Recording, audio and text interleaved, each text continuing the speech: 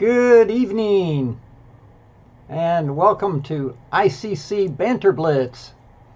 And of course this is the Thanksgiving edition. Just going to do a quick check here, make sure the audio is up. Seems to be working, so let's just cut that back. I want to thank everyone here. We're going to kick it off with a quick game with Foxy openings. Then we got a lot of good stuff to talk about. And hope everyone's having a fantastic Thanksgiving. I know I am. So let's rock and roll. Okay.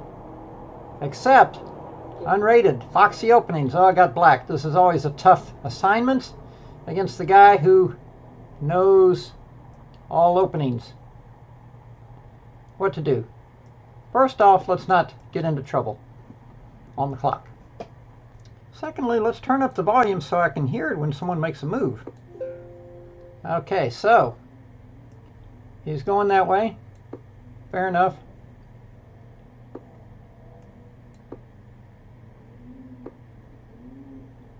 That's interesting.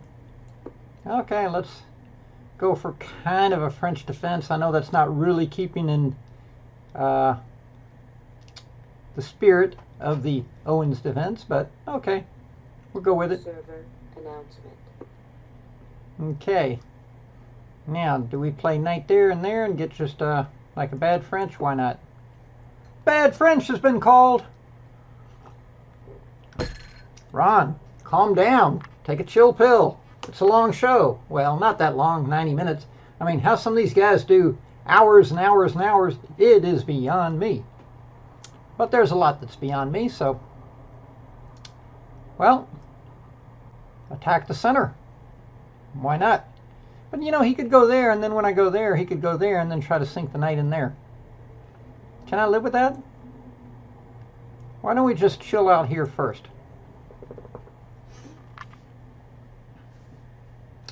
There's always the pluses and minuses.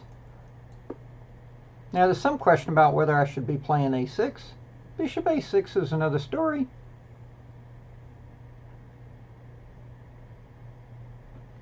Zevich! How are you? Checking in there. Okay. Trust you had a good Thanksgiving, buddy?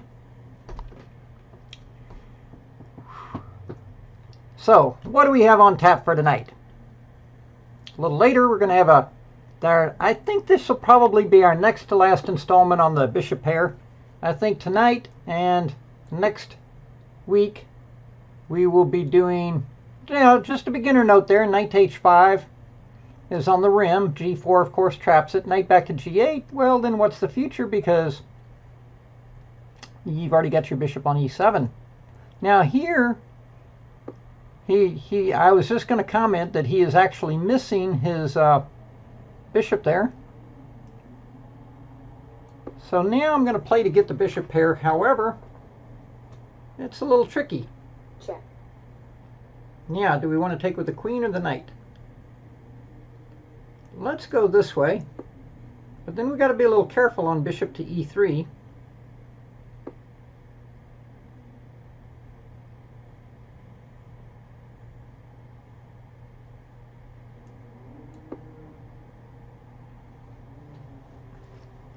So, interesting struggle here, because I've played the a6 weakening move. If I go knight c6, I got to watch out for a timely knight a4. Always challenges. Now, another idea, though, would be to play a5. Okay, so where is he going with that? See, now that hopefully gives me a chance to play here. On knight a5, queen c7. If he takes, then my d-pawn is mobile. So short of him cracking me open with an f5 shot here, I feel comfortable with my game here. Now though, if I go a5, he goes there, I can go bishop to there. Ooh, is there a tactic here? That's interesting. If I take that guy, he can go b3 to get it back. That's interesting. Well, let's not be all day on this. But I could have tried to take the pawn on d4, say pawn takes pawn. But then I figured he'd go b3 and try to recoup it. And then I could go a5, then he goes bishop b2, then I could go bishop a6, and he just makes a non-move, like rook somewhere unpinning. And then he's got good chances of getting the thing back. I figured I'll do this instead. Now that bishop, as a rule in this opening, can never dream to have such a diagonal. And all along here I'm debating whether to play h5, but h5 makes f5 a lot more tempting for his team. Although I guess I could always play e takes. Okay, so now he's got pressure on that guy. I think we're going to castle here and count on trying to get in on the c file or queenside play.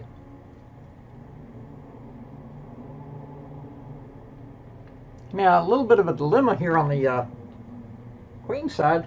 I certainly don't want to play c4 and lock it up. That I do not want to do. Now, another interesting idea is for me to hit my f-pawn up. Does that help putting pressure that way? Not clear. Let's play this. Potentially, aha. But now we got a square for this guy, for what it's worth.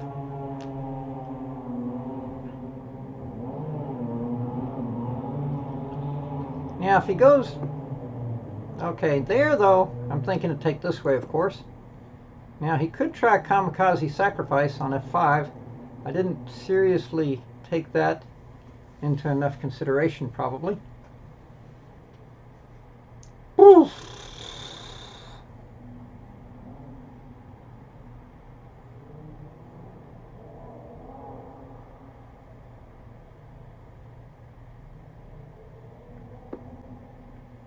Oh, good move, Shakespeare. Well, does this guy need to go here? He looks like he's getting ready to do some nasty stuff to my king here. My king is feeling like I need a little air. Air up there.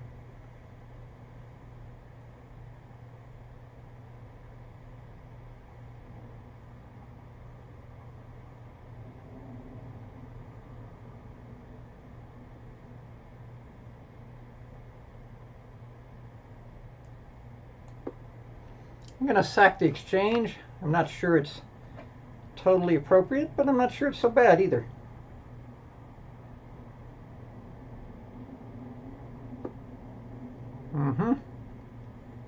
Now. Oh, very nice. Maybe I need to continue in that theme.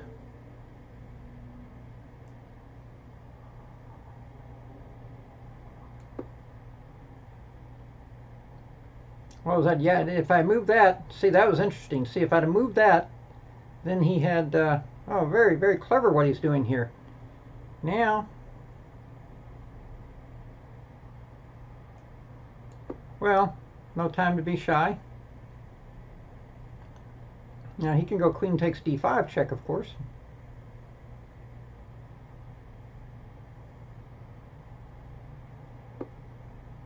Knight takes. That's a tricky move. Well, this is a tricky guy. Threatening all kinds of forks. Woohoo. Lordy, lordy, lordy. No one said it would be easy.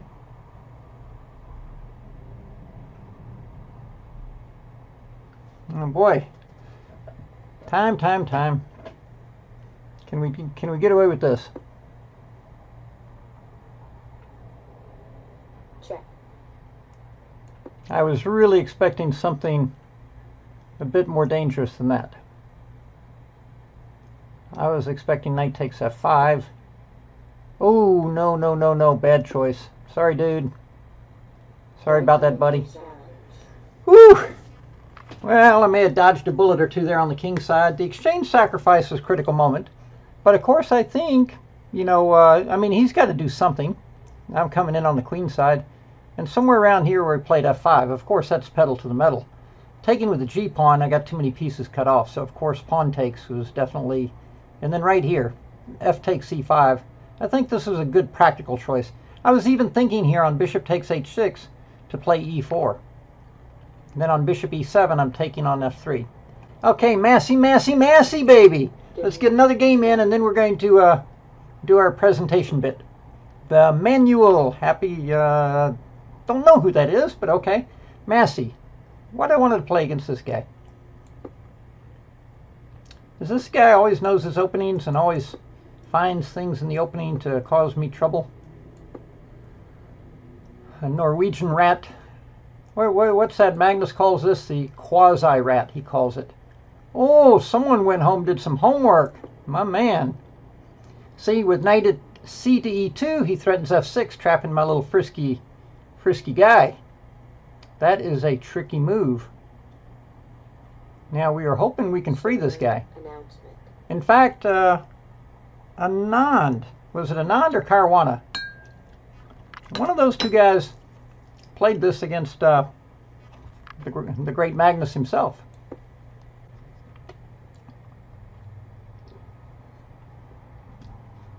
I don't know why I'm playing in such a provocative manner against a guy that loves to attack. Do we go here or here? Great question. If we go here, we're a bit out of whack. If we go here,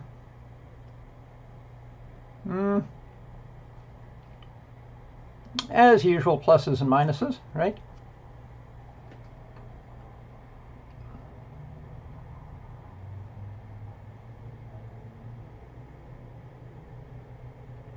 It's never easy.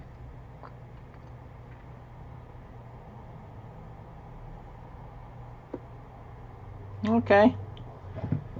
Now, well, let's lock up the king side to the extent that we can, but no guarantee we can.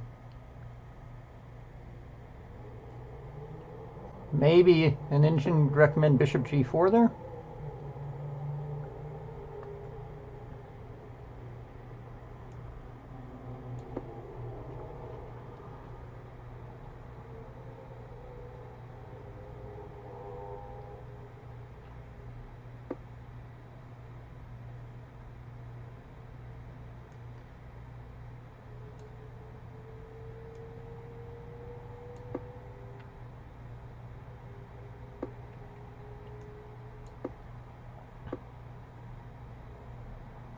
Yeah, I had a brief fright there that that bishop d3, knight takes g3, bishop takes pawn was a mating attack. But I guess I could play king to d7 and pray. Very important that part of that equation is to make sure you pray.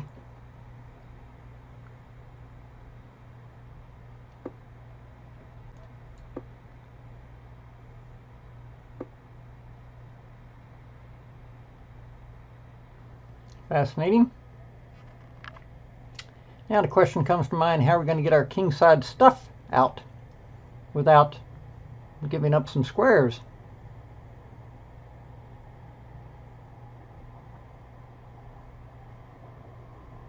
I'm not sure if I want to play bishop b5. Ooh, lordy, lordy, lordy. Always tough choices. Well, we could throw the bishop out here just for the moment.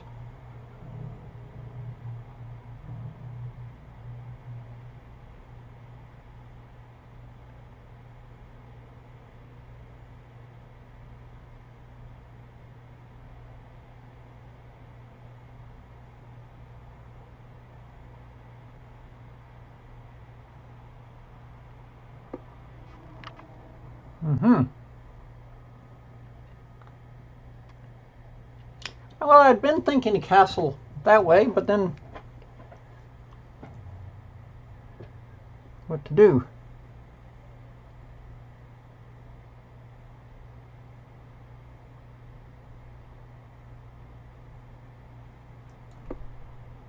Pretend like we know what we're doing here. Which way is he going to castle? That's I also wasn't sure about stopping bishop to b5. Although now if I castle queenside, he's got a lever, as they call it, with b4, a5, a and b5. There's always pluses and minuses. It's really not easy to know how to play this position from either side.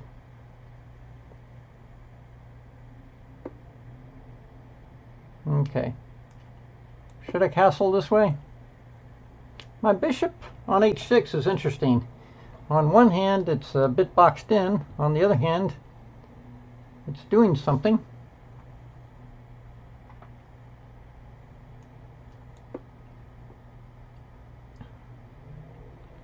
A little bit of a quandary. Now here, but if I take, all I really succeed in doing is trading down. Darn, isn't this something?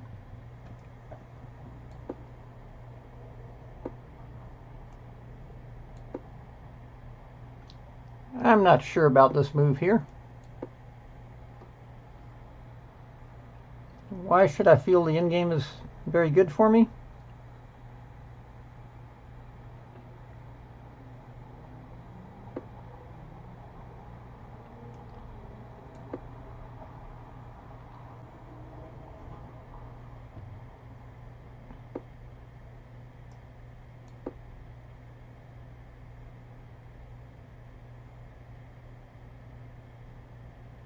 I feel like I need to improve my knight. Anytime I move my e-pawn,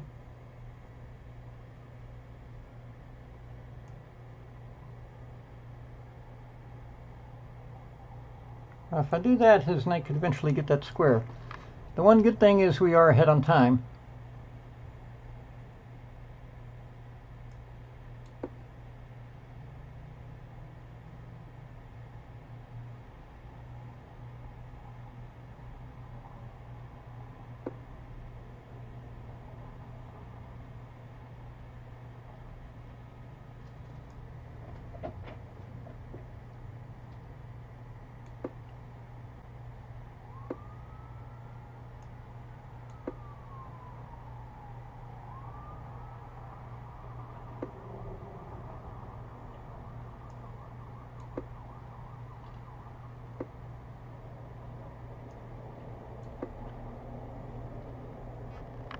I couldn't let him go knight b3 to a5.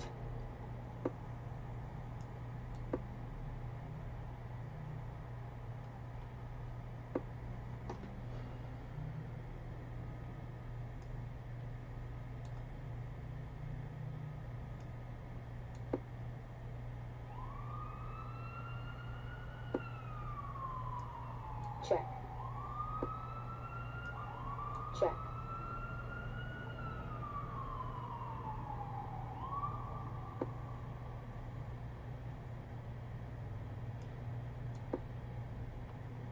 Okay, so now we officially have an extra pawn.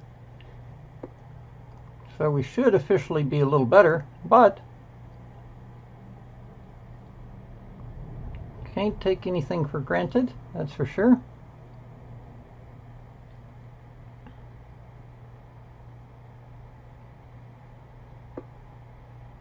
And, needless to say, not easy to use the extra pawn here.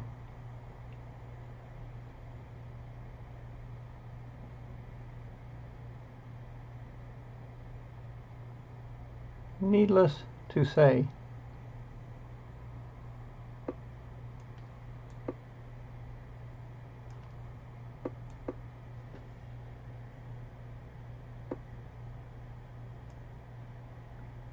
Check. Now we got two extra pawns. Life is good.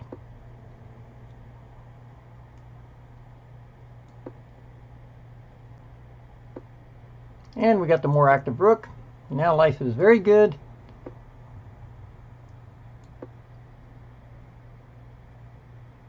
White resigns. Oh, dude, tough game as always. As always, tough game. So anyway, that is the Norwegian rat, or as Magnus calls it, when they play knight c3 and you play d5, he calls it the quasi-rat. Good game, sir. Tough game. And very interesting theoretical variation you played here with this knight at cd2, because f3 threatens to trap my knight. In fact, Ohanessian played this against me, maybe after seeing me play it, and I made a mistake of playing h6, which h6, f4, h4. But f6 is the right move, pretty much forced. Tough fight. Anyway, good game, sir. Oh, so here's what we're going to do. We're going to go on to the presentation, okay? And let's go, but first, let's see if we can get back to the home page. Where is the home page? Let's see, view. I want to go to the home page. Window. There's activities. But what I really want is action, view.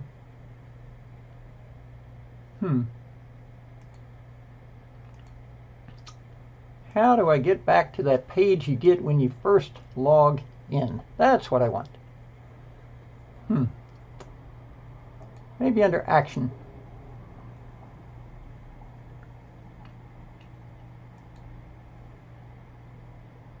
My boards. Okay, ICC web. There we go. Let's go there. Okay, that's what we were looking at. So, a bunch of recent videos. We can see Irmo on the Queen's Gambit declined. We can see Tactics in the Endgame by Misa Pap. By the way, talking about endgames, I think at some point we'll do a little section on Alariza, the new #2 player in the world at 2804. And to get there, he won 2 rook endgames. So I think after we finish our bishop pair presentation, about 2 or 3 weeks out, we'll talk about the heir apparent. At 18, he is the youngest player ever to crack the 2800 barrier. He's also, by like 8 or 9 years, the youngest player in the top 10 FIDE list. The oldest player, of course, being Levon Aronian, but most of the players are 27 to 30. Okay, players like Magnus, Nepo, Caruana, Wesley So. They're all in that 27 to 30 bracket, Geary, and so forth. And so, kid's got an amazing future ahead of him, and he already plays in games very, very well. A couple other things coming up. Here we have the Susan Cantor Memorial. Susan, of course, was a great, wonderful woman in chess, and did a lot of work for the USCF, helped run their scholastic tournaments and many things. We've got Yermo down here on another D4 opening repertoire. And I would like to mention, as we all know, the World Championship is starting tomorrow in Dubai. Absolutely beautiful pictures that we're seeing. And ICC's very own Joel Benjamin, 3-time U.S. champion, and I think he was like maybe 1998 Player of the Year for the U.S. Chess Federation. And he will be giving us coverage with articles and so forth throughout the event. So that's something to look forward to, is ICC World Championship coverage. Okay, so for tonight's presentation, let's go to action or view my profile. So tonight's presentation, we're going to wrap up this week and next week. We're going to show some really what I think are the best examples from my own students. Occasionally they actually listen to me. Well, the first game we're going to look at, actually, technically, Arena Crush was not my student. My company did sponsor her back in the mid-90s. I did accompany her to the first U.S. championship that she won out in Seattle, where she scored an amazing 11-0 as a young 14 or 15-year-old girl, youngest player ever to win the U.S. Women's Championship. She, to date, has won something like a total of 7 or 8 U.S. Women's Championships, which, most amazing, was last year when she actually came down, unfortunately, with the coronavirus. And then 4 or 5 months later, in a year when you would never expect her to win it, she actually won. I think maybe that was her 8th U.S. Women's Championship. So absolutely amazing woman. And so let's see, we're going to go to view my profile, games. Okay, here's our game library, and let's go ahead and pull up a game that she had that I quite liked. So here we see Arena playing black. Okay, so we're going to flip the board. Okay, she's playing Daga Nitsi, good 2500 lady player, and let's take a look. A very, very hard fight. So you have this English. She plays e6 now, of course, so she manages to break the symmetry. I think in the sniper books I talked about playing knight h6 to break the symmetry. Magnus Carlsen played that in 3 games. So bishop to g5. She has a very pragmatic style where she likes to take space if they give it to her. Now here she castled. I might have thought to play h6, but then I guess the bishop would go back, and then the h6 pawn may be a target later. She just castles. And now, when you see queen c1, you're expecting bishop into h6. Knight to a5, a4. It's almost like white is playing the black side of a Panov King's Indian. The knight on a4 has some tactics against the c5 pawn, but otherwise it's a bit on the edge of the board and potentially misplaced. So let's see how the battle shapes up. Now, for the moment, there's no tactics that work against this. For example, if bishop takes, maybe you play queen takes, and then on knight takes, bishop takes, you might, for example, have bishop d7, attacking the rook, attacking the unprotected knight. So the knight out there on a4 is a potential liability for the white team. Here she makes a very nice consolidating move. f6 first. Now, this is very typical. If white continues with the plan of bishop h6, trading the dark squared bishops, then you're very happy, as black, as a rule, to put your pawn on f6. It acts as a stopper. It covers some key dark squares and works very complementary with the light squared bishop. So white changes gears, pulls the bishop back. But now, from black's point of view, the opening has definitely been a success. Got more space, no weaknesses, and you've managed to retain all the pieces on the board. So, pawn to b4, rook over. Now, notice that rook over gets that bishop, that rook out of the eye of the bishop on g2, and then bishop d7. Now we can start to see this bishop kind of line up a little bit. Now, if white closes the queen side with b5, well, probably this knight would be more than happy to rotate to d8, to f7, and then all your pieces can start mounting for a kingside attack. So queen c2, rook over. Now that's an interesting move. You might have thought she would start pushing ahead on the king side.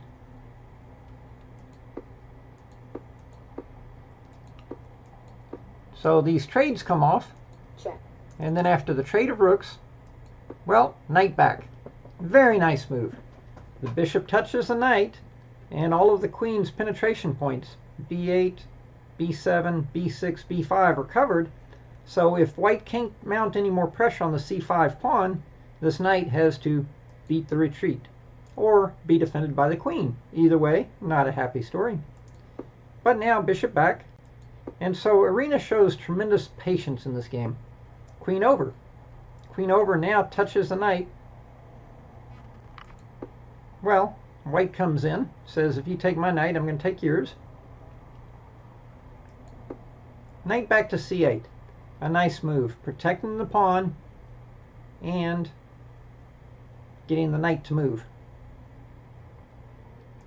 Well, knight back, queen b6, trying to provoke the trade of queens, and now pawn takes. So you can see black has slightly improved her pawn structure. She's got what we call one pawn island, one contiguous set of pawns, and white has two pawn islands. Tiny, but black also has more space. Well, knight back. Now this bishop really has possibilities on the long diagonal. Knight to c6, and the battle takes place on the queen side. Here she offers white the chance to capture on a5. Well, white improves her knight first with knight back, bishop up, pawn to a4. Now why didn't white play bishop takes, pawn takes, and then knight to b3? Probably you could squeeze the pawn in on a4 and gain more space. So first, she plays a4, gaining space and getting ready to take the knight, and then play knight to b3. Arena anticipates this. White goes for it and tries to play on the light squares, and the black bishop now has to go to b6. So there we have it. This was a position that really impressed me with Arena's patience and understanding. Many people in this situation would be, my goodness, what an ugly bishop on b6. Plus, White has prospects like bishop b7 to a6 to b5, and then there's not a favorable light square bishop trade. So I was very impressed with Arena's ability to evaluate this position, and then let's watch how she handles it. Black has space, he's got the two bishops, but it is a semi-blocked position. And the queen side, the right-hand side of the board, is completely blocked with the pawn structure, which in general favors the knights. So how is this going to work out for our beloved bishop pair? Well, let's take a look. e3, e5, now check, gets this nice diagonal. Not sure exactly why White felt compelled to check, because after all, it's not like she has other pieces to follow that check up with. But anyway, king moves to dark square, and that's the point. White wants to lock up more of the center. That makes sense.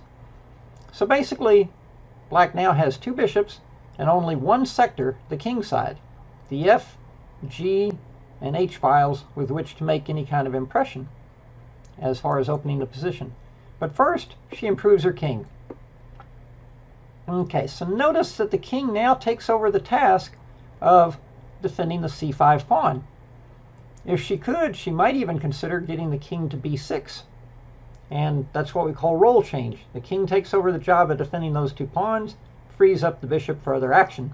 Let's see what happens. Well, bishop back. Knight over, pawn in. So you can see White is just definitely playing to block it up. Well, f5. There's one of the kingside breaks that Black has available. Bishop over. You can see that bishop's getting ready to come to b5. More advance. And now again, in this particular situation, you really do not have a favorable bishop trade. Either recapture with the pawn looks pretty promising for the white team. But in principle, when you have the bishop pair, you do not want to trade them off. You don't want to trade one of your bishops unless you're getting something substantial in return. Now, for White's point of view, this masks off the attack on the a4 pawn, freeing up this knight for other duty elsewhere. Maybe it can roll over to the king side. So, of course, Arena naturally avoids the bishop trade here. Knight back, but instead offers to let White give up her second bishop for the knight. Well, White doesn't want to do that, but then this knight, look at that, in 2 moves, went from being back here on e7, suddenly up there, outposted, and perpetually attacking the pawn on d3. So you can see, Arena's progress is very methodical, very incremental, not in a rush. Knight goes back. King decides to head over to the king side, and sometimes this type of position is not about going straight ahead. Now here, not really sure why White felt compelled, but maybe White was worried about Black playing f4, followed by king f6, followed by g5, prying open the king side. So White plays f4. But in principle, opening up the position is Black's job, Black's task.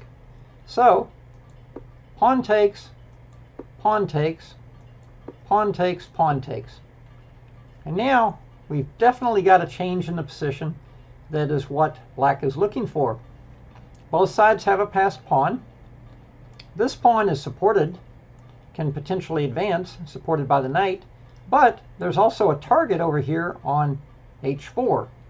The white has a passed pawn also, you can argue, but it's pretty well blockaded, as is the d pawn. But the main thing is Black has managed to create an imbalance and open the position up a bit. Black also has possibilities for this bishop to come in, and if the knights wander too far away, penetrate. So let's see what happens. Well, there you go, bishop g4, already restricting the knights a bit. Notice now, knight to d3 is not possible. Knight to d1 is not possible, so that knight's on house arrest. And the bishop out here on b5, well, it's controlling this diagonal, but there's nothing there. Anyway, knight back, trying to reinforce the blockade. But now, Arena strikes on the other side. Since the pressure on the c5 pawn is gone, she attacks the f4 pawn. King steps up. Now, what is black going to do about one of these knights coming to d3? That would be the ideal blockade square. She goes back and prepares to target the e4 pawn. Knight goes to d3. Now you would think black has to trade knights, but she just chills, and after capture takes away from the center, but you don't want to give white an outside passed a pawn. So now it's even more exciting. Each side has two passed pawns. Whose passed pawns are more powerful? Well, knight to b3. That guy lurches forward. King comes to catch. And now we see the power of the two bishops. Notice Irina doesn't rush to defend this a5 pawn. She's not worried about this guy. She's more interested in capturing a pawn on the other side of the board. So one of the key things we've talked about is the bishops operating on both sides of the board. Knight takes. Now white now has three different passed pawns. Black has three passed pawns. Knight into c6. There goes a runner. King drops back to guard. But now, connecting the dots. Now, clever trick. If knight takes pawn, you have pawn to d1 equals queen check, followed by bishop takes knight. Clever use of tactics to supplement your strategy. Meanwhile, on knight takes pawn, just bishop g4 check, followed by getting the full queen is even better. Check. Well, knight check. That way you got the bishop g4 check covered. King steps over. Keep a guard on this g6 pawn. Now white's dilemma is which pawn to push. It would seem that the a pawn is probably the best candidate. Well, there she goes. But now the b pawn goes. Now notice she doesn't have time. If she pushes a6, you could even take it and push, and the b2 pawn is unstoppable. So Irina pushes this pawn. So again, time. Key element in chess here. We can see white has pawn on a5 is her furthest advanced passed pawn. Black already has two passed pawns on the 7th rank tying down white pieces. Well, what happens next? Now Irina has a pawn on the 5th rank. Well, white tries to cut that guy off. She ignores it and keeps going. Well, there's only one guy left on the white team to hustle back there and catch that guy, and it's the knight. So the knight goes back. I would have thought knight to f3 maybe. But now pawn takes, and bishop to a6. Check. Check. King drops over. I thought the king might go to f8, but she makes a move where she keeps an eye on the f6 pawn. And here, after bishop d3, notice you can't play bishop takes c4 because bishop takes bishop check. So first she hits the knight. The knight goes back. Then she takes the pawn. King goes back. And here she plays bishop a6. I'm having a feeling that maybe this was a time control issue, because it's kind of hard to believe that bishop f5 is not just winning on the spot. I mean, after the trade of bishops, you're threatening to queen the b pawn. I'm not sure what happened here. I mean, the move she played, bishop a6, of course, is quite powerful because she threatens just to take on c4. And maybe she was just so preoccupied with that. But it's pretty clear, bishop f5. If pawn to a6, bishop takes bishop, pawn to a7, pawn to b1, checkmate. But she got the job done. Bishop to a6. Check. Check. King up. Knight in. Sets a little trap. Notice, don't be in a rush to play pawn up, because knight f3 check, and then they steal your baby. Well, you still have bishop to c4, but simply just go with the king, attack, take the knight, and queen, and this, of course, would be a logical finish with checkmate. So, I thought this was a very impressive game. She showed a lot of patience. She got a space advantage out of the opening, and then I thought this position right here, that her appreciation of the long-term possibilities of the bishop pair, even in a situation where the queen side is blocked up, I thought it was very, very impressive, you know, the way she handled this. Absolute textbook game in the bishop pair, in my opinion. So, nice game from Marina there. Let's see. Now, the next three games, in 2010, Karpov ran for FIDE World Championship. FIDE presidency. And at that function, I met a gentleman that had been a tennis player, but in his 60s, the knees give out, and so he took up chess. And so since 2010, he's been a student of mine and a very good friend, Mr. Saylor. And so here's a game where he's white. I think this was on ICC, playing against about a 2100 player. And what I liked about this game was this type of endgame is very, very hard to win from either side. But he showed tremendous patience. So far, nothing too exciting. White might be very minimally better. Well, I mean, for example, here you could already play knight to g5 and go after that bishop, but then they might play bishop c5 and trade you dark squared bishop or something.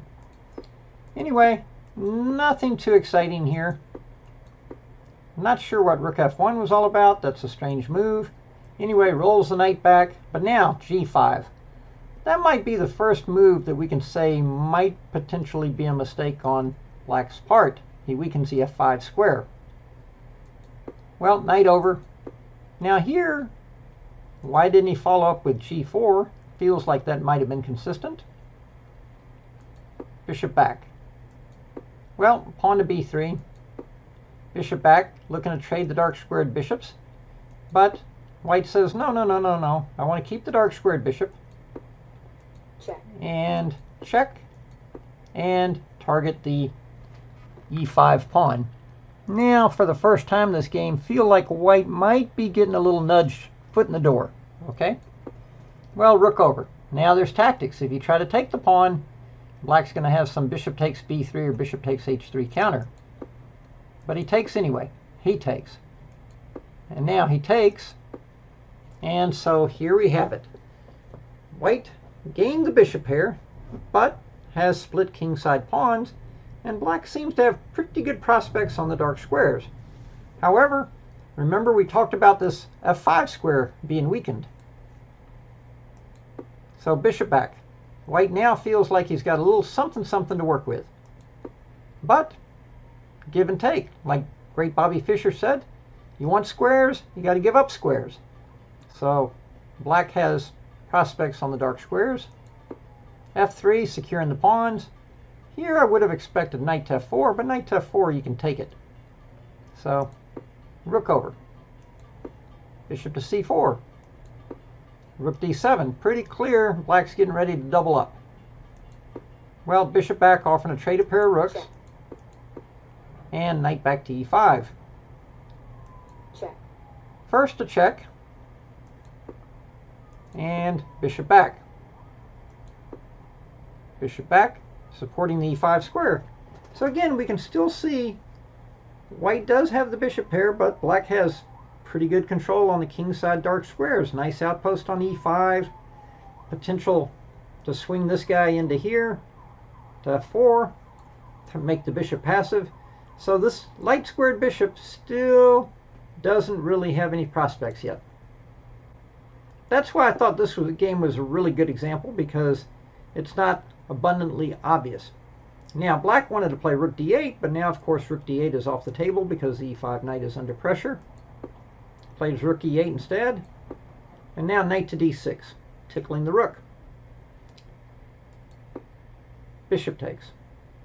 Well, if rook e7, then you have possibilities with knight to c8 and knight takes a7, although you got to watch out for rook a8 trying to trap your knight.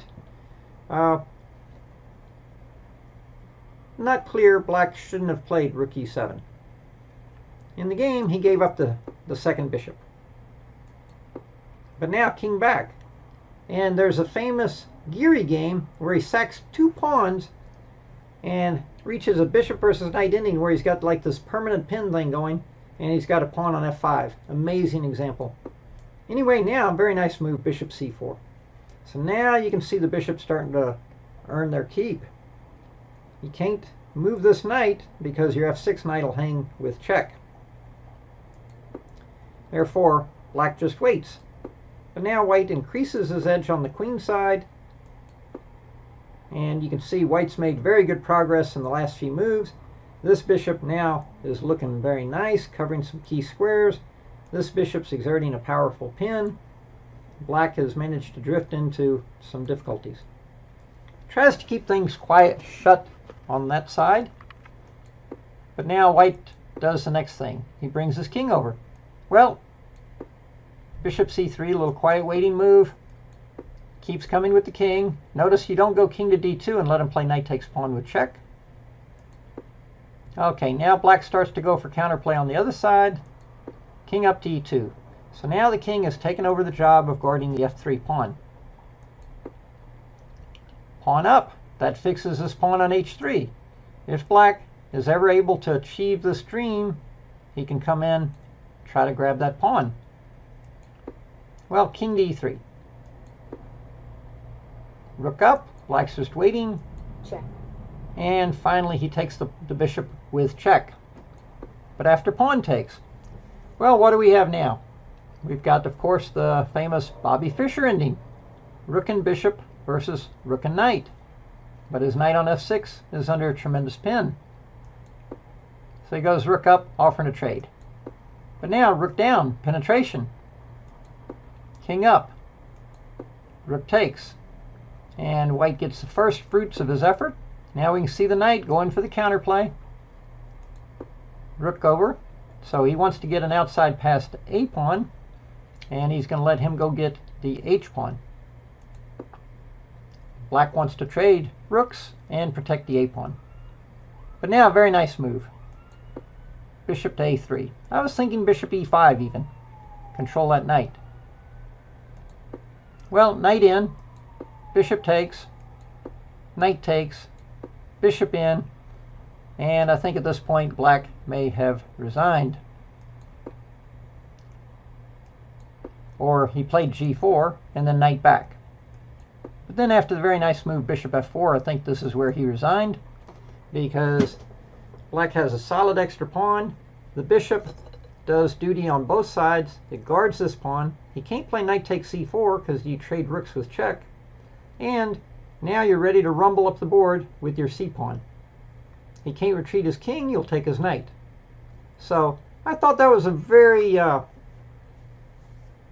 difficult game by Saylor, where for a long time it didn't appear he had anything, and then little by little the bishop pair finally exerted their influence. But I think the next two examples are much more pristine.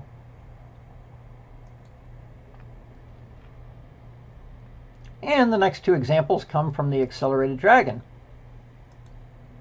In both of these games, Saylor is black, and the player playing white plays the Grand Prix. And more precisely, he plays a Grand Prix variation with bishop e5 that was recommended by the great Roman Jinjin in some chess videos, maybe even Poxy opening videos. And knight to d4. So this whole variation with knight takes, pawn to d5, pawn takes, pawn up, and now knight out. So black has the bishop pair. If white doesn't do anything, black will simply play knight takes pawn, recoup his pawn, get castled, get mobilized, and enjoy having bishop pair in a nice middle game. But white has to play energetically and plays pawn to d4. Well, black needs to get his pawn back, so he plays knight takes, but now white takes the pawn on c5. And knight takes, queen takes, and pawn takes. So Roman advocated playing like this, and he showed this beautiful game that the aforementioned Joel Benjamin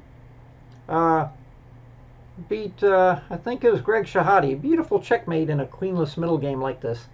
And Roman, of course, showed it, and then a lot of people, including myself, actually started playing like this with white.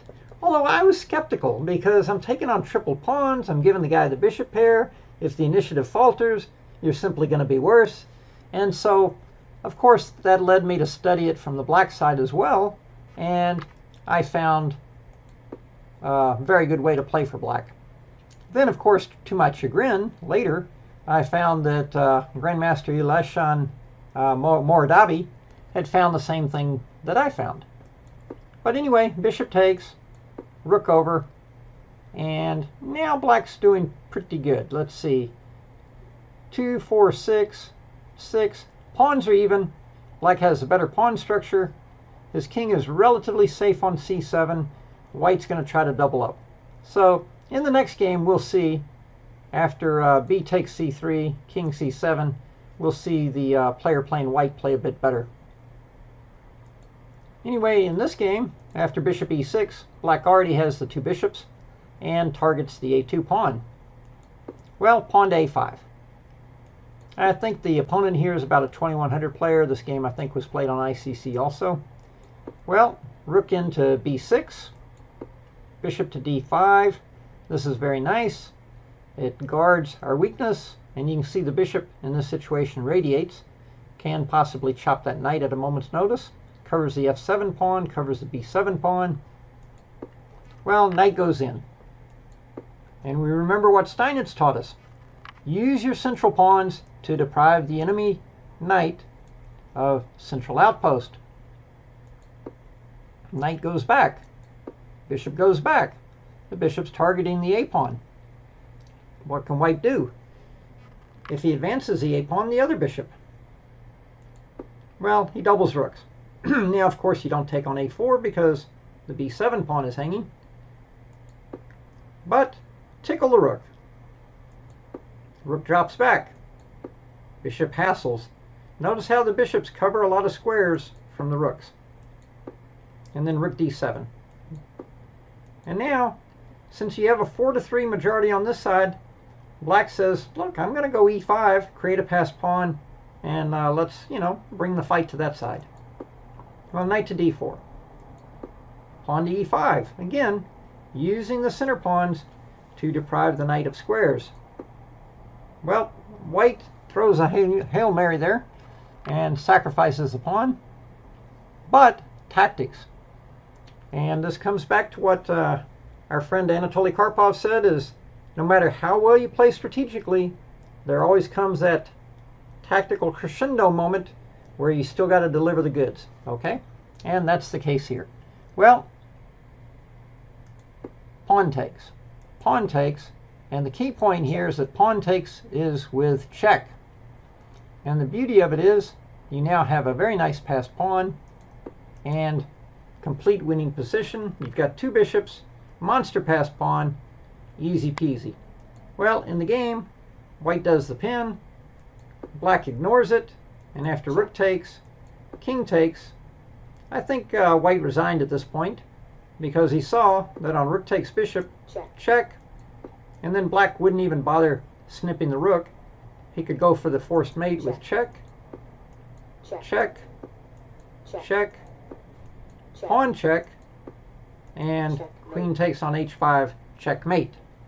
But I think in the game, white resigned a bit earlier after rook takes check and king to c6. But anyway, this opening with this queen takes d8, king takes d8, pawn takes was quite recommended very enthusiastically by Roman in video. And he showed this great game that Joel Benjamin checkmated the black king, like walked him up the board.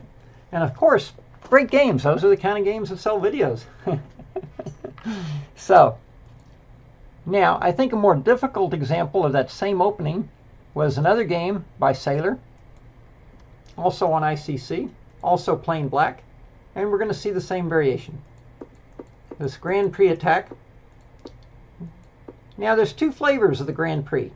There's bishop c4, which is combined with moves like d3, castles, f5, and even if you sack that pawn, then you go queen e1 to h4, and that's the kind of caveman, let's checkmate him approach.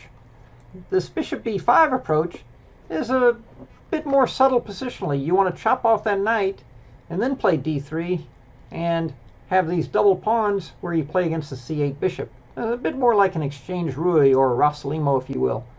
Think of it as a Rossolimo with the pawn up on f4. So it gives you some added options. That's why it's very important for black to be prepared here. For example, a move like e6 is just a horrible strategic mistake. And that was one of the reasons why I love playing this, because I would get players play e6, I'd chop the knight, I'd go e5 in a heartbeat, I'd proceed to operate on their weak pawns, and they'd have this horrible bishop. I won many games like that playing white. Anyway, knight to d4. That's the antidote. That if you're going to play the accelerated or the hyper-accelerated dragon, they hit you with this bishop b5 Grand Prix. You need to know this move.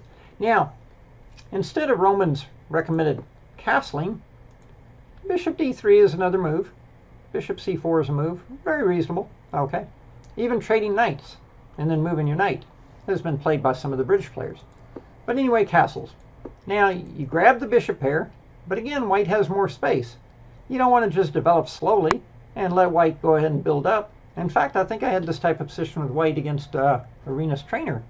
And I played c4 and d3 and had a very promising position for white in that game. So anyway, d5. You got to break out. You got to, before white gets organized. Now, e5 is actually a move here for white. But pawn takes, pawn up. You don't attack the knight. You can't take the pawn right away, of course, because the knight fork on c7. Knight back, knight out. Now again, if black is allowed just to recoup his pawn, he'll have the two bishops, no problem, comfortable life. So d4, knight takes, pawn takes, knight takes, queen takes, pawn takes. Now in this game, Sailor took the pawn right away. I think in the other game, he played king c7 first. They're both reasonable. Taking the pawn, though, is kind of the main line from the video. Now, king c7. Now, here's white's idea. He wants to double very rapidly. And here you have a choice between bishop g7 and bishop to f6. Probably about equal value. The only difference is on bishop f6, you may have some option to chop the knight if it goes to g5, although in general, I don't think you really want to do that. Anyway, bishop d2. That's the star move for white. The idea is that he wants to play bishop a5 check. Very annoying. So I think the aforementioned Benjamin game, Shahadi did something like bishop e6, and after bishop a5 check, if you go king back to c8, Roman shows what a disaster that is for the king, because eventually the bishop sinks in on b6, the rook is trapped. So in that game, I think bishop e6, bishop a5, king up, and then something like rook check, king up, and then doubling rooks, and then this black king on c5 got walked up the board, some fantastic knight d2 at some moment, and the black king found himself in a mating net. So a very impressive game by Joel Benjamin, of course. But a5. This is a novelty that I discovered.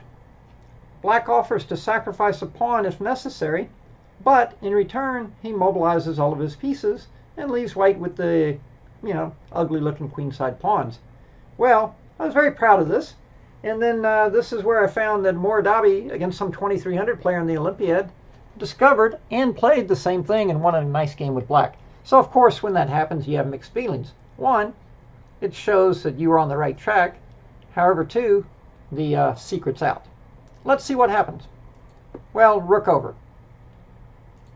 If rook to b5, one idea is that you just play bishop to b7, and then on bishop takes check, you can simply drop your king back. They can take with the rook, and then what's the idea? Well, then maybe you just spot the bishop up on c6. I'm not sure. You could also, on rook b5, think about a4, but then bishop b5 check could be annoying. In the game, he doubled rooks, and now rook a7. And now rook b5. But here's the point. Bishop to b7. d7. Attacks the rook. And if rook takes on a5, you have the very nice move where you simply double rooks, activate the other rook. After the trade, you're attacking the a2 pawn. Can't be defended. You'll recoup your pawn, and black is just clearly better. Better pawn structure, extra pawn, life is good. What happened in this game? If bishop takes check, oh, you just drop the king back. Rook under attack, bishop under attack. If the bishop slots into b6 to attack your rook, well, then you go rook takes pawn on a2. You recoup your pawn, attacking another one, attacking that rook. Life is good. In the game, he goes rook b6. But now, bishop f5. I would have expected maybe bishop to c6. But then knight g5 maybe gives white some drawing chances. In the game, bishop f5, very sharp, going after the c2 pawn. Well, knight to e5, going after the f7 pawn. Takes on c2, hitting the rook. Now, if the rook goes to b2, you'd run. You can run back to e4, and this bishop is pinning the knight to the rook. So rook up to b5. But now, you double up, protecting the pawn on a5. You let him have the pawn on f7. What's the body count? Pawns are 2, 4, 5, 2, 4, 5, but the board definitely has been opened up in favor of the bishops. Well, Check. first a check. That drives the king in the corner. Notice that if the king went to f1, you had bishop check, picking off the rook. But now you still have the bishop move. Notice the rook can't go to b3 and attack the bishop. Tell Mr. Foxy 1 second. Let me finish up here. Here, white decides to give up the exchange. But let's take a look. Notice the bishops are dominating the rook. The rook can't go to b4, the pawn. If it goes to b3, you have bishop c4, attacking the rook and the knight on f7. If it goes to b2, you chop it off, and b1 is covered. So beautiful example of the bishops dominating the rooks. Well, white decided to bail out, play for the knight e6 check trick. Black went ahead and captured. Check. Check. King over, and then he takes this one. But now it's just a matter of consolidation. Bishop up. Takes that pawn on a2, that's useful to have. Now the pawn on a5 that we were offering to sacrifice becomes a monster passed pawn. Check. Runaway Renee. And bishop back. And start motoring up the board. Well, here, white again, ship going down, plays for complications. A little discovered attack on the a7 rook. First, a word from our a-pawn sponsor. Attack his rook. Of course, if he takes our rook, we take his rook and promote on b1. So rook drops back, but another tempo. And then the simplest, again, when you're winning, keep it simple. Sacrifice back the exchange, and you have a solid 2 extra pawns, including the monster passed pawn on a2, target on g2, game over. Knight drops back. I think white already resigned here, but this would be the typical finish. Attack the knight, and you can see if the knight moves, rook b1 coming next, not to mention g2 is hanging. So, superb example, and a very typical important type of game in this opening. And this a5 move, very nice resource, offering to sacrifice the a-pawn in order to break white's attack. Okay, so this was very, very important theoretical type of game. Okay, so that concludes our bishop pair presentation. Game on. We even get the white pieces. Well, let's go g3. That'll slow down b6, I hope. Maybe not.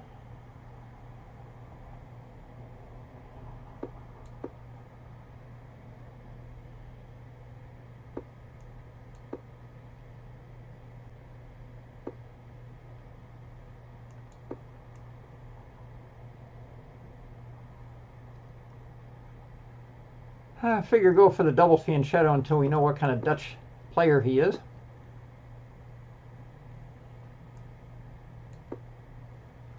But this is probably not the best setup for white against the Dutch defense.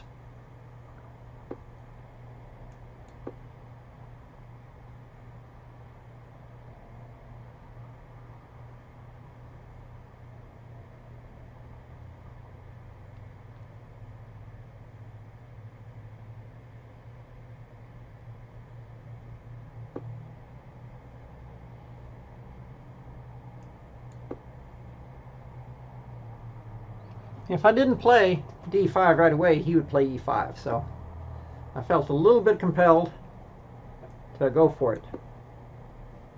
Now with his knight on e5, I'm not too worried about him playing e5 with the pawn. Notice there, if I go pawn takes pawn, it looks like it wins a pawn, because if he takes with the bishop, I can take on b7. But if I go pawn takes pawn last move, he plays pawn to c6, blunting my bishop, and then plans on recouping his pawn on e6 with his bishop. So here, I'm being a little less greedy. By putting the knight on h3, I have options of going up to f4 and fighting for control of that e6 square. Like this. Server announcement. Now we have serious possibilities of capturing that pawn on e6. Now if he goes pawn takes pawn, that's another story. How do we want to recapture that guy? Normally you would take with the pawn and have some control over that e6 square. If we take with the c knight, we do open up for our bishop, and then he'd probably play c6, or he could trade knights first. Decisions, decisions, decisions. I'm going to stick with this.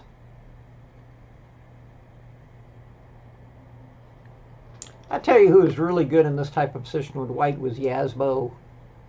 Yaz. He really understood how to play these things. I used to love his inside chess columns.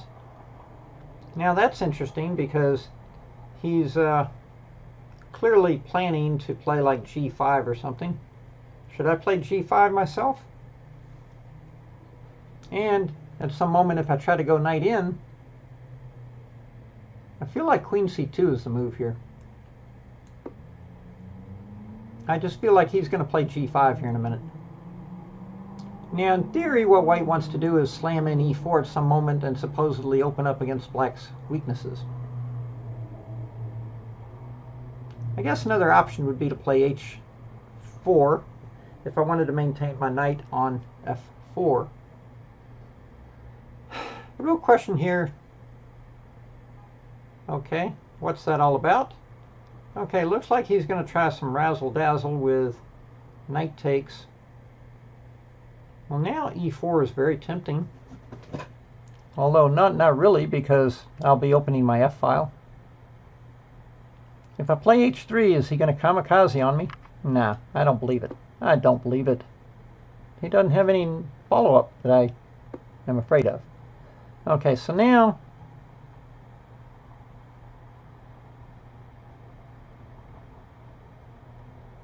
let's just play e6 and see what he does.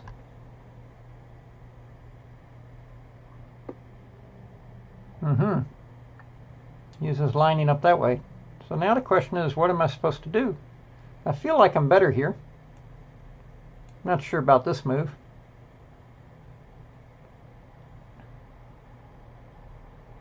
I kind of want to play e4, but now I'm not sure e4 makes a lot of sense. Oh yeah, that's a good move on his part.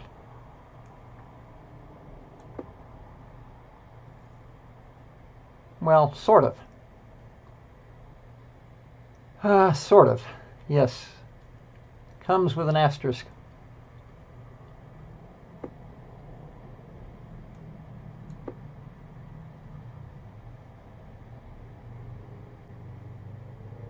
He is definitely full speed ahead mode here.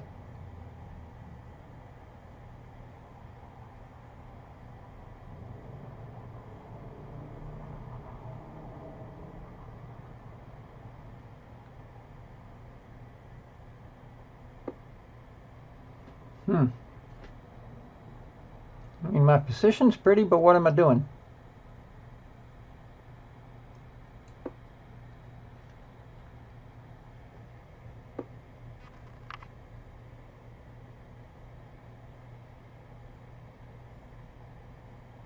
I don't know, is taking this pawn too crazy?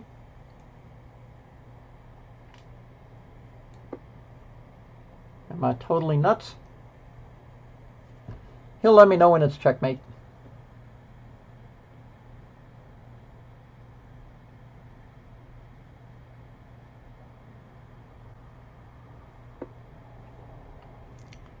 Okay. At some point, he's going to push something.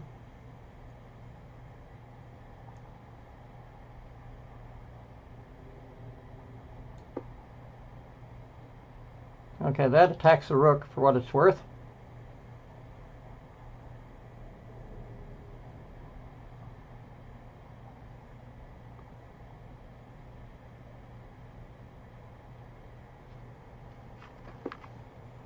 Okay.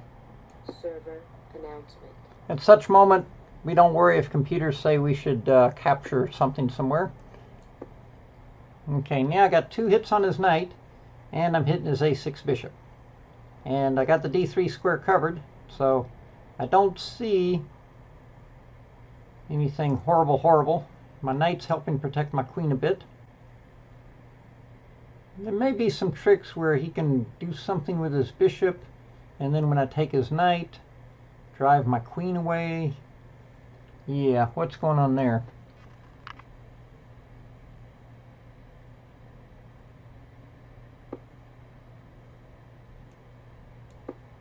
Am I getting in trouble here?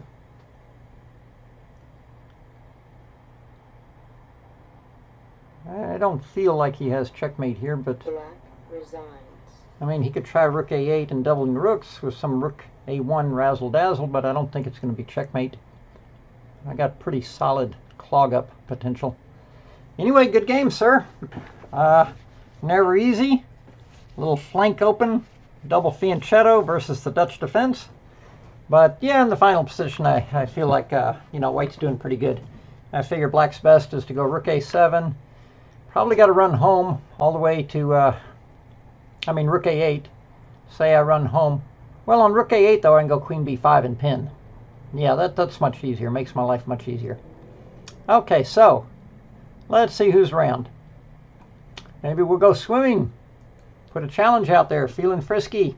How are we doing on time? We got time for a couple more games if anyone wants to throw down a challenge.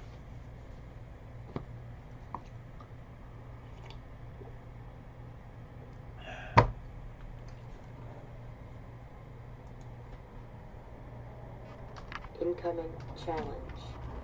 Okay. This means I'm probably going to get black this time. Started.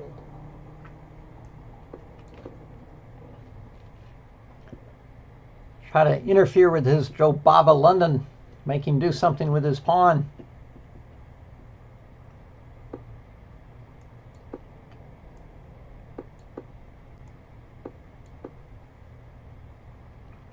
So now what we got is just a basic exchange Slav.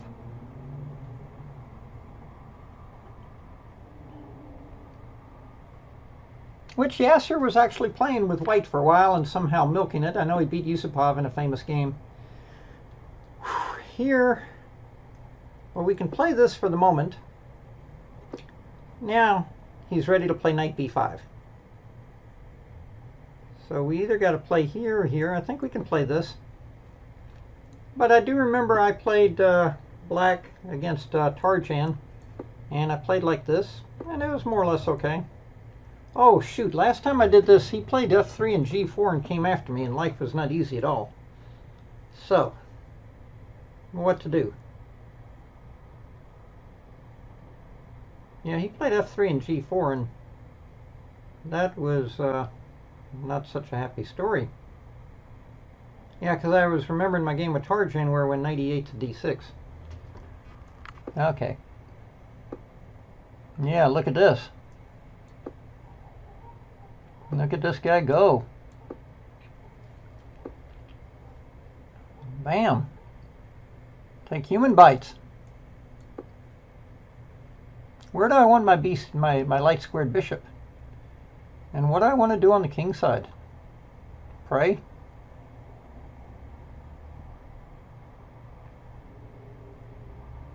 I'm really not sure where I want that light squared bishop.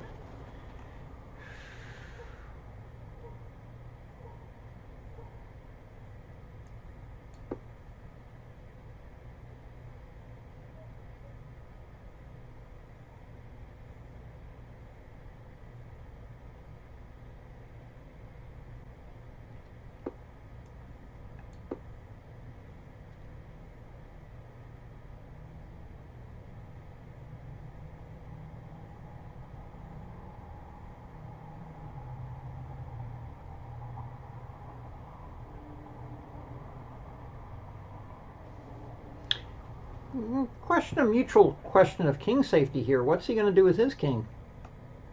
Now, if he goes that way, then I want to consider going the other way. I think he's going to go knight e2. Where to go with my bishop?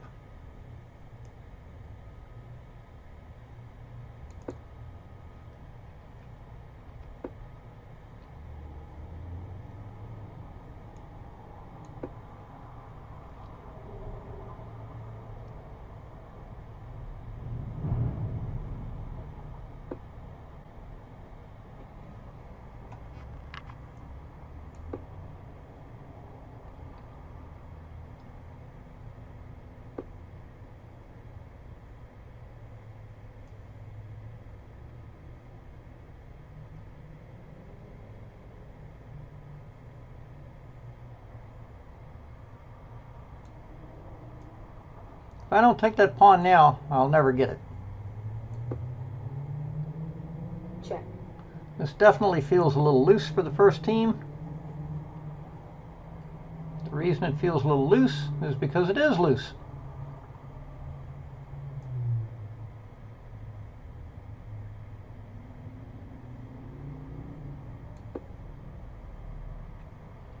Now, of course, queen c3, queen h4 check didn't really come into consideration.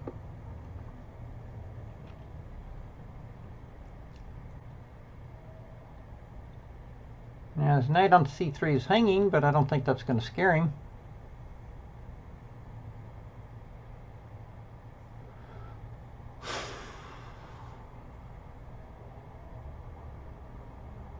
My knight on b4 is a little loosey-goosey too.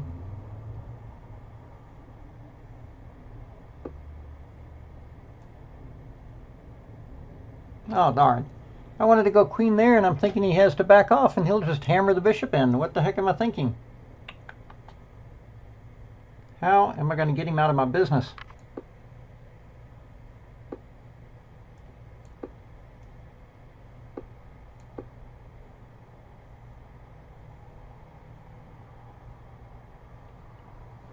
Now, at least I can comfort myself that I have an extra pawn if I survive to the endgame.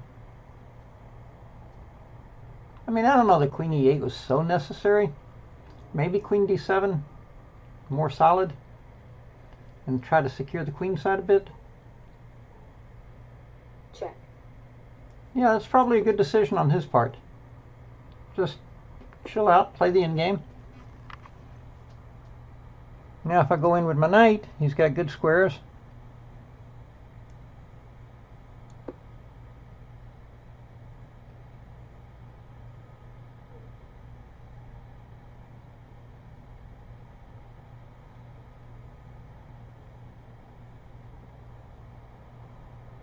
My queenside pieces are a little loose. I'm a move away from doing what I need to do here.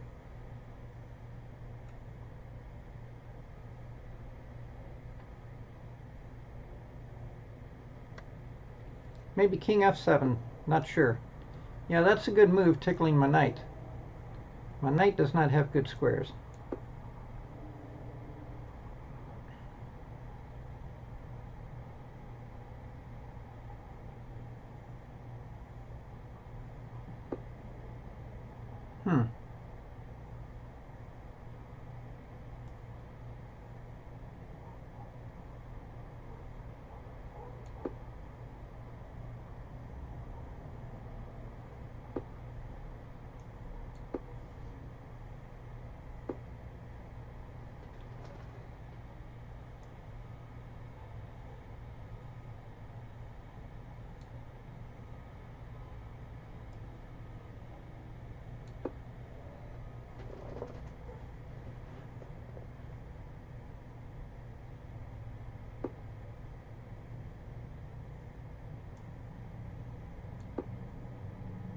Playing great. Oh, he's a good player. His pieces all have good squares. My pieces lack coordination. It's even pawns, but my now my bishop's under attack.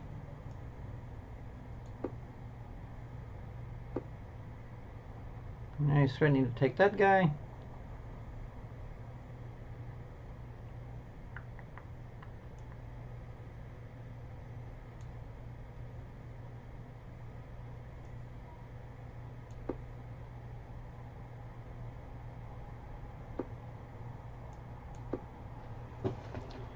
It's not pretty.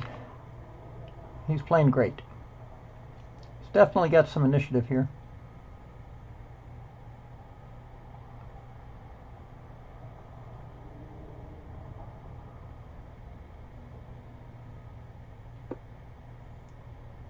What's he going to do to me now?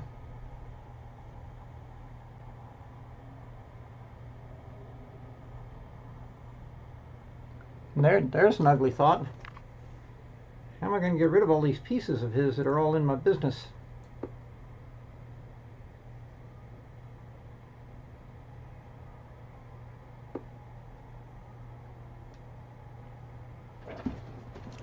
Very, very unpleasant here, because we don't really see what all the threats are.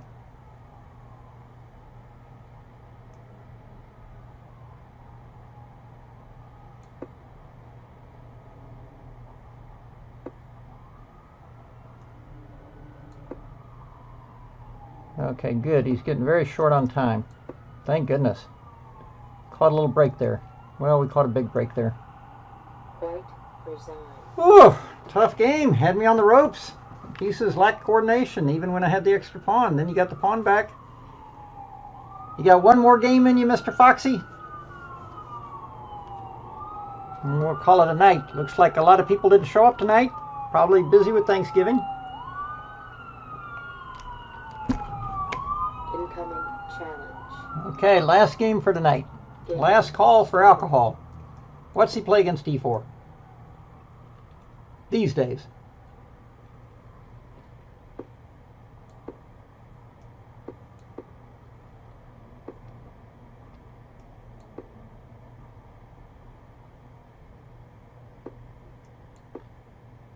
So Ben Larson was playing this in the 70s for a little while. Check.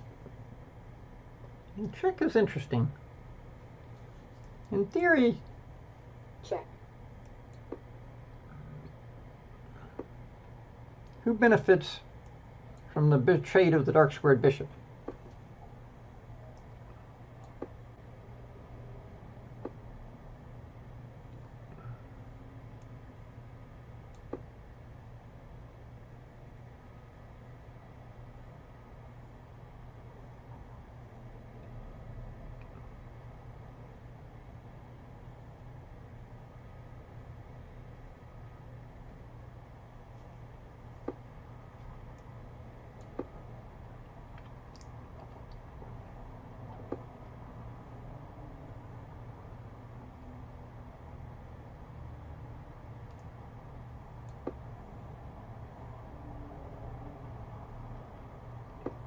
Now, of course, I always have to watch out for this exchange sack on f3, but I don't think it's quite sufficient, although it's romantic. But now at d5, I feel like white should have a little bit of a plus, but black will have the usual piece activity. But the nice thing with d5 is I take away a lot of nice squares for his stuff.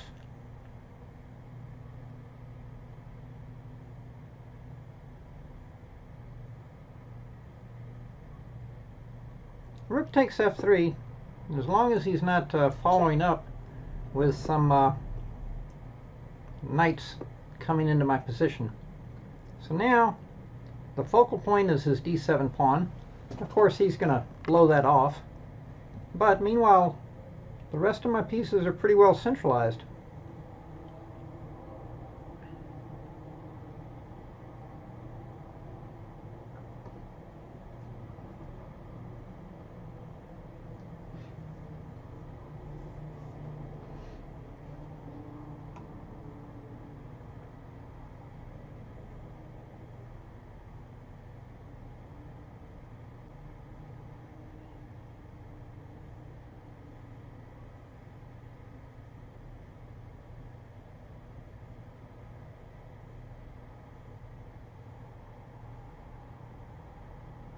Server announcement.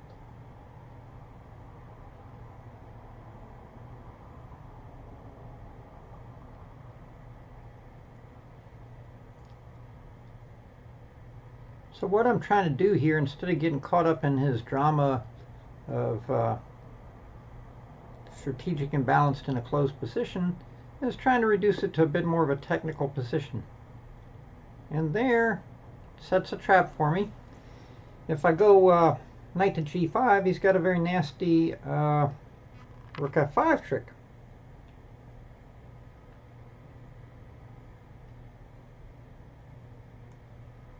And I was thinking knight e5 is a bit more of a technical move.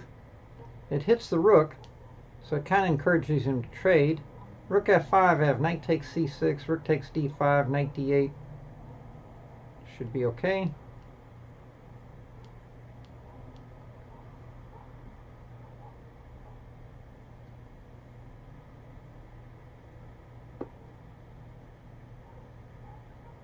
No, you can't do that. That just hangs material, dude.